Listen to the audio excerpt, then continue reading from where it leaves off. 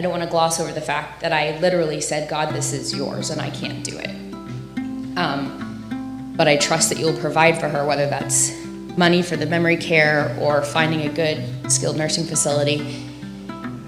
And to make a very long ordeal somewhat shorter, he did provide. I did work in, it's a hallelujah for sure. Sometimes it was me literally telling family and friends, this is what I'm going through. If you can help us out, help us out. And some people did in huge ways, like unexpected, large ways. And the funny thing along the way is that it was always just enough for what I needed at that time. And I was thinking about it, and I remember thinking, oh God, I just want to know the money is there. I want to win the lottery. I want to do this, but I knew, I was like, no, God's always going to keep me at just enough so that I have to keep going back. And I did, and I 100% owe it all to him and know it's all from him.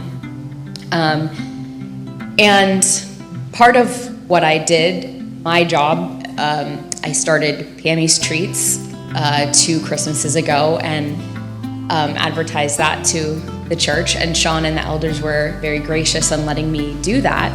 And then at Easter time, I did it again, and even then I got a lot of resistance, like, what are you gonna bring in, like $500 or something?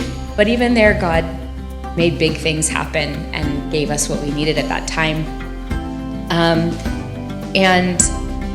And again, there were several times along the way where somebody would say, this is no longer sustainable. This is no longer sustainable. But I felt very secure that God would let us know when we had to make a change. And this fall, I started to feel that way. Things were gonna go up in price quite a bit in January.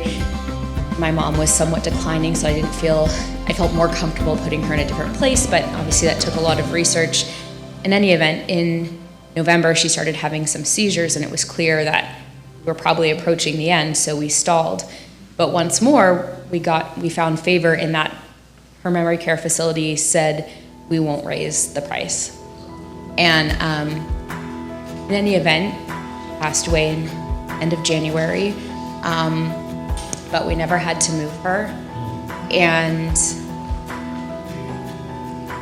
God walked us through that. He provided. But I 100% had to give it to him, or I wouldn't have made it through. If nothing else, I wouldn't have made it through that time. And lastly, just to say, as sad as I am and as much as I miss her, I know she is with him and fully restored. And it has freed me up a little bit to do more for the church.